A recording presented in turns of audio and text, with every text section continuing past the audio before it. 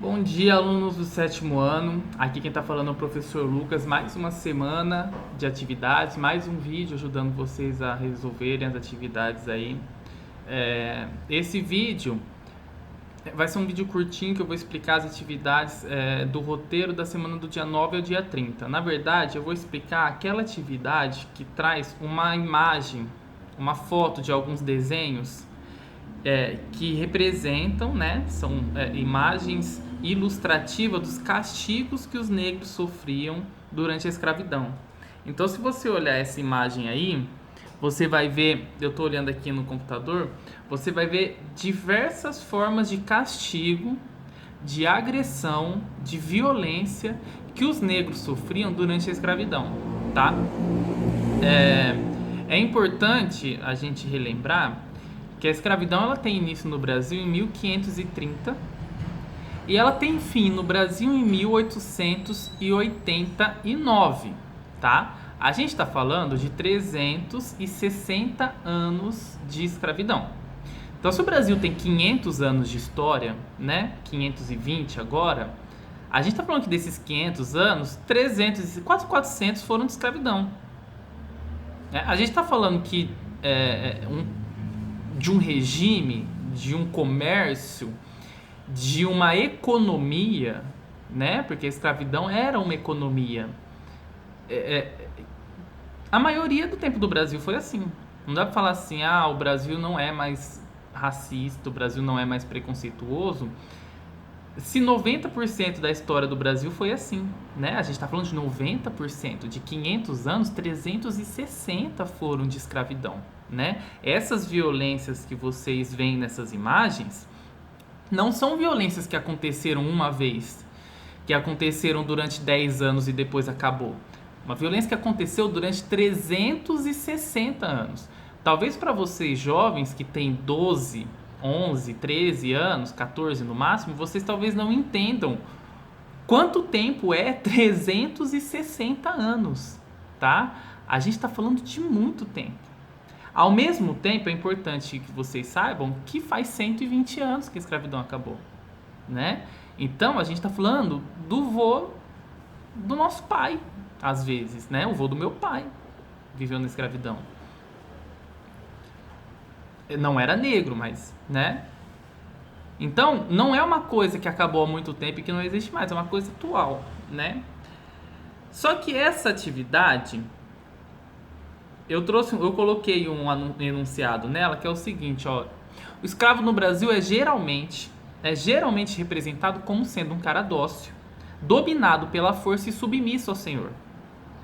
Porém, muitos historiadores mostram a importância da resistência dos escravos aos senhores e ao medo que os senhores sentiram diante dos quilombos, insurreições, revoltas, atentados e fugas dos escravos. Então, a gente conhece a escravidão como um regime de exploração do negro, onde ele trabalhava a vida toda dele, que era 30 anos, né? Das 6 da manhã às 8 da noite, 12 horas por dia, 14 horas por dia, 16 horas por dia, dependendo da época do ano. Enquanto tivesse sol, o cara estava trabalhando. Tem época do ano aqui que tem 20 horas de sol, principalmente no sul. Tem época do ano que é 20 horas de sol. O cara trabalhava 20 horas por dia. Enquanto tinha sol, ele estava trabalhando. E se ele se recusasse a trabalhar, ele era punido da forma como vocês estão vendo nas imagens aí. Eu não acho que essas imagens são fortes, eu acho que elas precisam ser mostradas para que as pessoas vejam e não achem que escravidão é uma coisa tranquila, né? A gente chegou a ter 80% da população do Brasil negra e 20% branca, né? E os 20% que era branca era dono dos 80% negro, né? Eram os 20% brancos que faziam que tomavam essas atitudes violentas, né, contra os negros.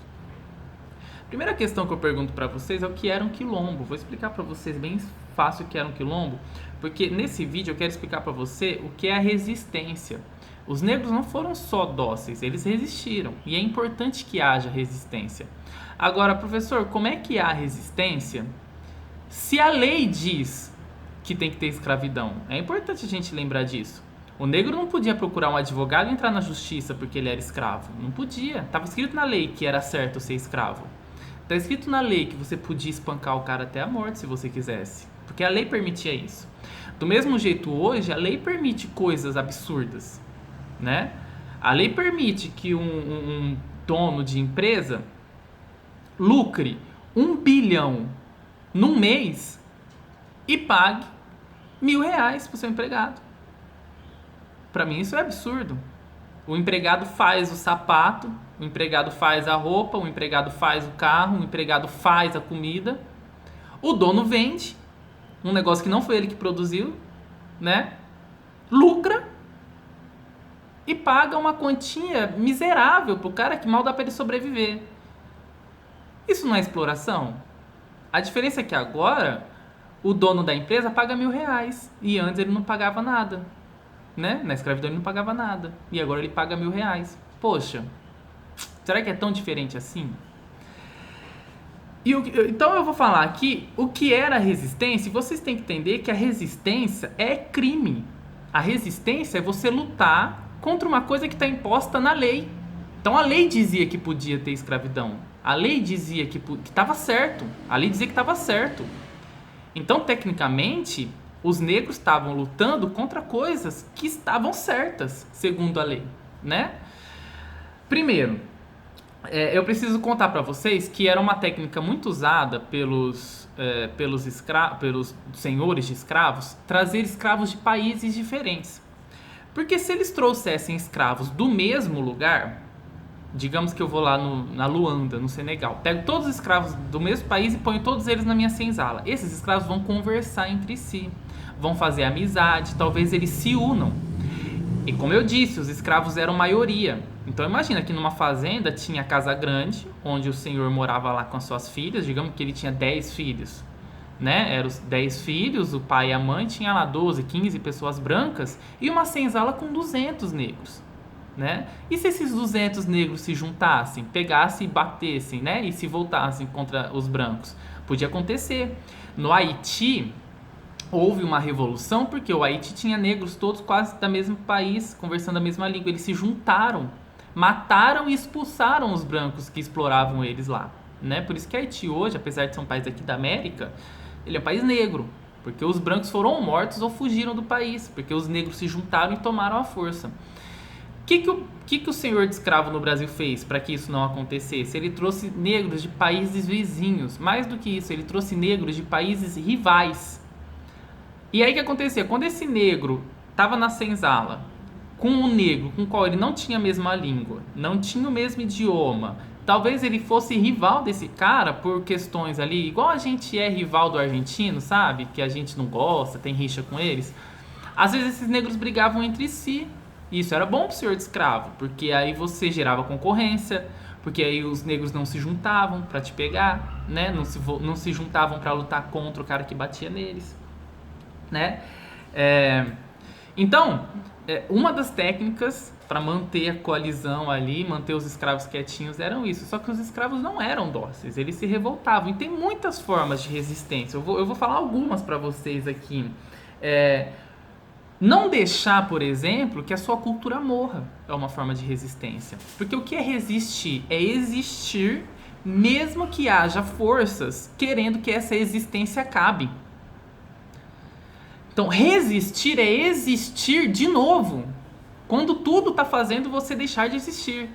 Então, manter a língua africana, continuar falando a língua deles, do país deles, é uma forma de resistência. Continuar rezando para os deuses africanos é uma forma de resistência. Dançar as danças típicas do país que eles vieram, da África, era uma forma de resistência, né? A capoeira, as comidas que eles comiam, sendo as comidas africanas, era uma forma de resistência, né? Então, resistir não é só lutar. Às vezes resistir é você não deixar morrer, né? E nisso é importante hoje a gente ainda celebrar os traços da cultura africana. É importante a gente incentivar a capoeira. É importante a gente incentivar o banda, o candomblé. É importante a gente incentivar a fala das línguas africanas, os grandes mártires africanos, os reis, as rainhas africanas, né? Porque isso é uma forma de resistência. Outra forma de resistência que os negros tinham nesse período era eles não terem filhos. Olha que absurdo. Os negros não tinham filhos, porque ter um filho significava que você ia estar gerando um novo escravo. pro cara da fazenda escravizar, para ele bater, para ele fazer trabalhar até 20 horas por dia, né? Para ele açoitar, às vezes estrupar, tem que falar, estuprar. Porque os donos da senzala, os donos dos negros, estupravam as negras, né? Eles abusavam sexualmente delas. Isso acontecia, e não era pouco, acontecia muito, né? Então, às vezes, os negros preferiam não ter filhos. Essa era uma forma de resistência, porque assim diminuía a quantidade de escravos. O dono da fazenda perdia dinheiro com isso, né? Ficava mais pobre, se é que dá para ficar mais pobre, porque eles eram muito ricos. Isso era uma forma de você lutar contra. Uma coisa que acontecia também era a morte por depressão. Imagina você, que é criado num país livre da África, ser preso, transportado num navio negreiro, com toda a doença, vendo a morte do seu lado. Era muito comum vários negros morrerem na travessia, né? Eram 4 meses de viagem da África até aqui na embarcação. Então, os negros morriam, eram jogados no fundo do mar, né? Mortos. Os caras na embarcação não jogavam no mar, não esperavam chegar aqui, e a metade que chegava tinha que sobreviver, trabalhar, igual eu falei, até 20 horas por dia, depois de ver os amigos deles mortos, né? Apanhando, chegando aqui apanhando, chegando aqui tendo que trabalhar e sendo humilhado, comendo lavagem, comida podre, apanhando no tronco. Então isso dava depressão. As pessoas ficavam tristes, elas acordavam de manhã e não queriam viver, né? Então isso gerou morte. Não tem comparação na história da humanidade a quantidade de mortes que a escravização levou, porque o escravismo ele durou 360 anos no Brasil. E no mundo inteiro, às vezes ele durou mais. O Brasil é um dos países que mais durou a escravidão. Mas imagina, isso é uma coisa que acontecia todos os anos. Outra forma de resistência que existia também era alguns negros isso era uma resistência que acontecia em menor número, tá? A depressão acontecia em maior número do que isso que eu vou falar, que era a revolta contra os brancos, né? Então, o senhor de escravo, ele tinha um capitão do mato. O que era um capitão do mato? Era uma pessoa, às vezes um mulato, que era uma mistura do negro com o branco. Às vezes, esse branco que estuprava as negras, ele gerava um filho mestiço. E esse filho mestiço, ele não ia trabalhar na senzala junto com os outros. Ele virava uma espécie de capanga. Às vezes ele trazia um branco português que era pobre para ser capanga.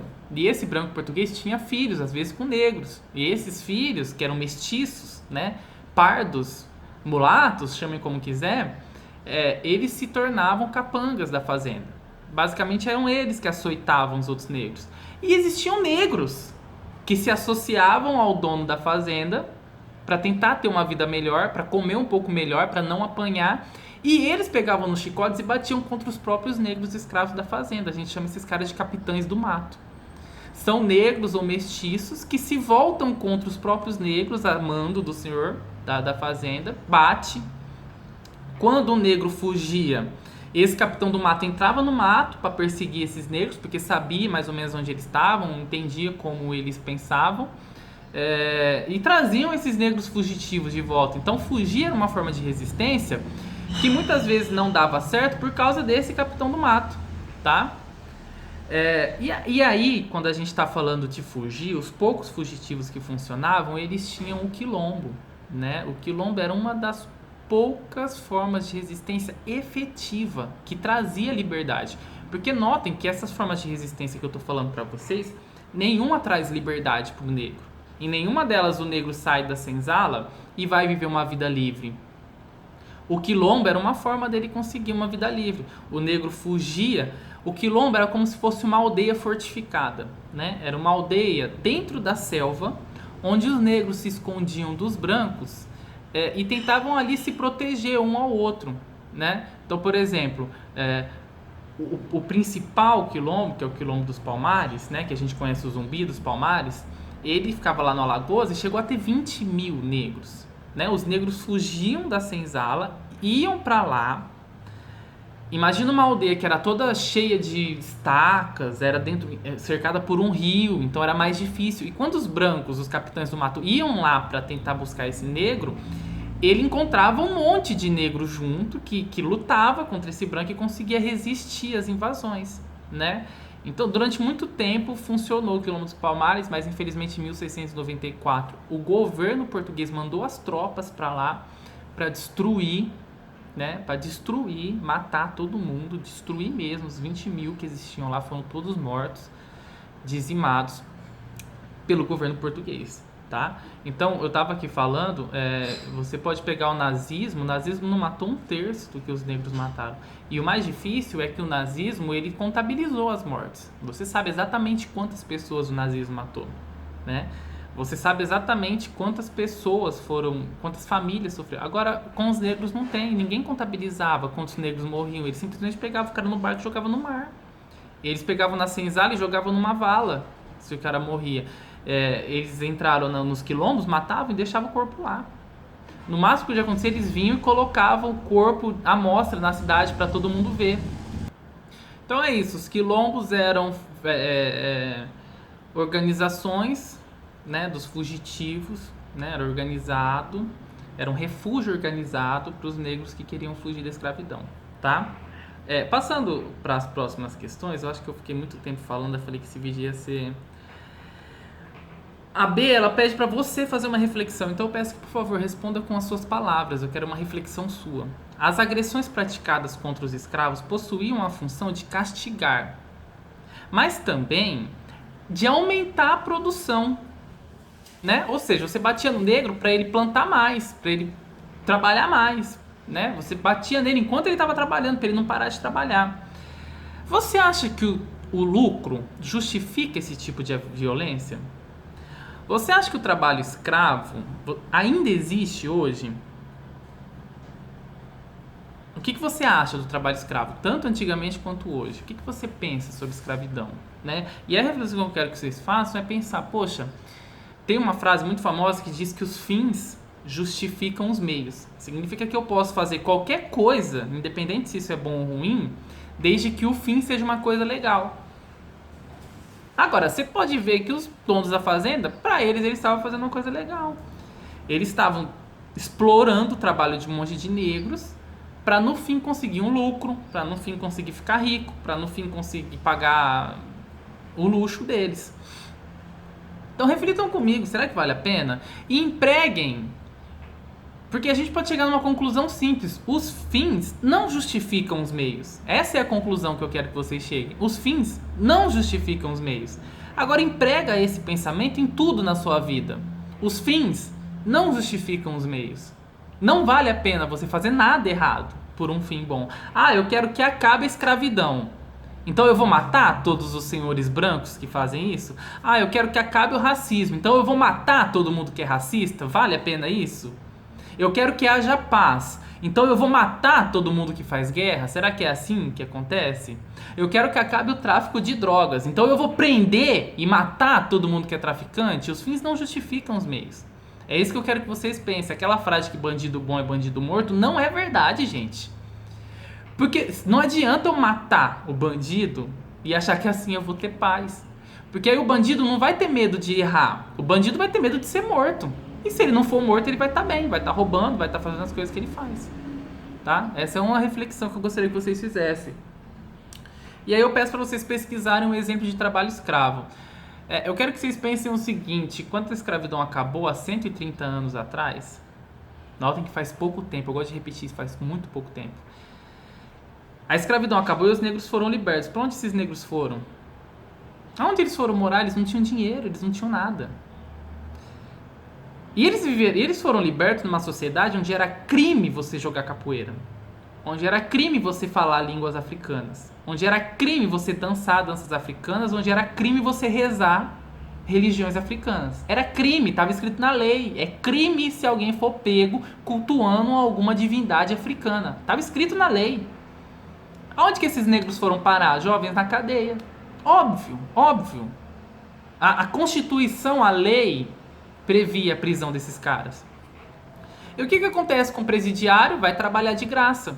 Fica na cadeia quebrando pedra, construindo estrada de ferro, asfaltando negócio. Quantas vezes você não já viu falar que presidiário faz serviço comunitário, né? O cara que é preso, ele trabalha gratuitamente pro governo. Então o cara deixou de trabalhar de graça pro senhor de terra e tá lá trabalhando de graça pro governo. E também tinha... Hoje, há poucos anos atrás, acho que 2, 3 anos atrás, teve um escândalo em São Paulo que algumas empresas de roupa traziam bolivianos, né, da Bolívia, numa promessa de melhorar a vida, traziam para São Paulo e trancavam eles dentro de uma fábrica, onde eles acordavam e dormiam naquela fábrica e trabalhavam o tempo todo que eles estavam lá. Crianças de 5, 6, 7 anos trabalhavam lá. É um exemplo de trabalho escravo que tem hoje.